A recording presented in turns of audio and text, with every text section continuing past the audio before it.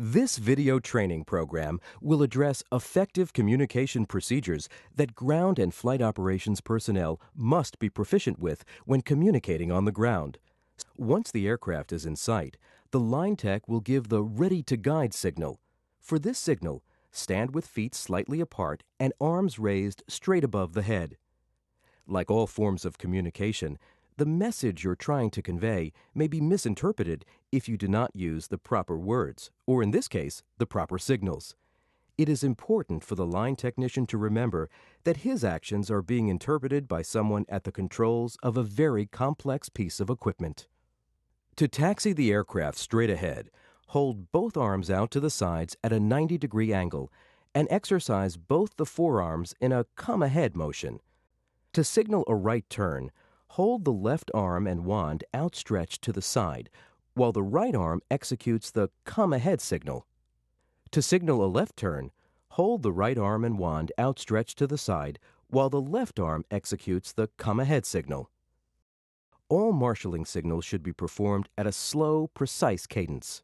To slow the aircraft, hold both elbows at your side with the forearms forward and at a 90-degree angle to the body. Using the standard cadence, repeatedly move both forearms in a downward motion.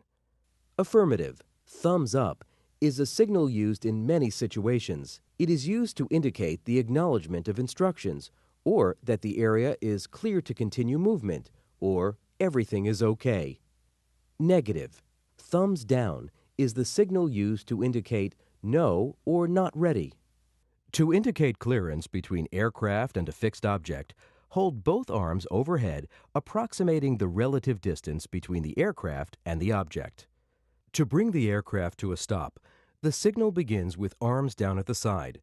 Then, in a slow movement, raise both arms in a sweeping motion until the wands meet overhead and are crossed.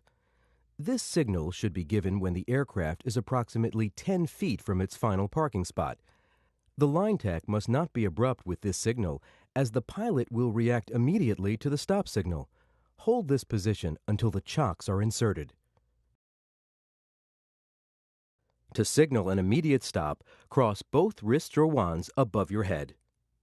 To signal wheel chocks installed, raise both arms overhead with wands pointed inward toward each other. Make an inward motion with both arms, indicating the chocks have been installed. To signal set brakes, extend both arms overhead and clench both fists.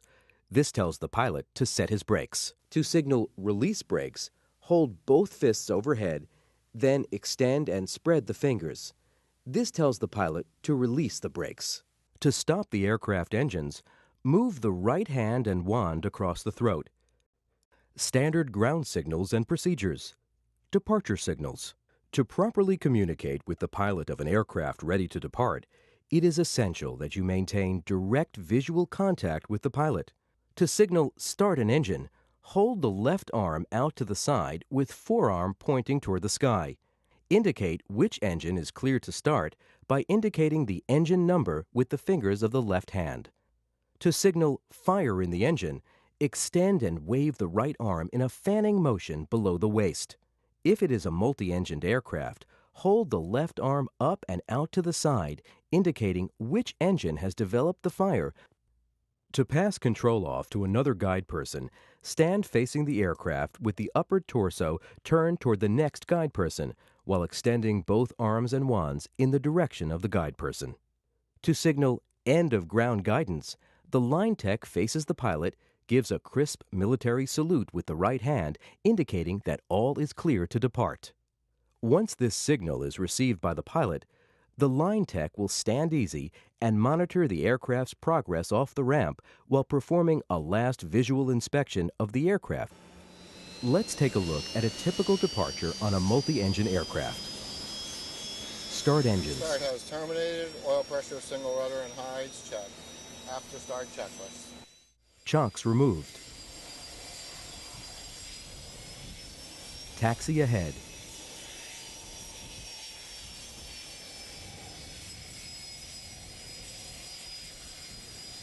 Turn to taxiway. Pass control. and ground guidance.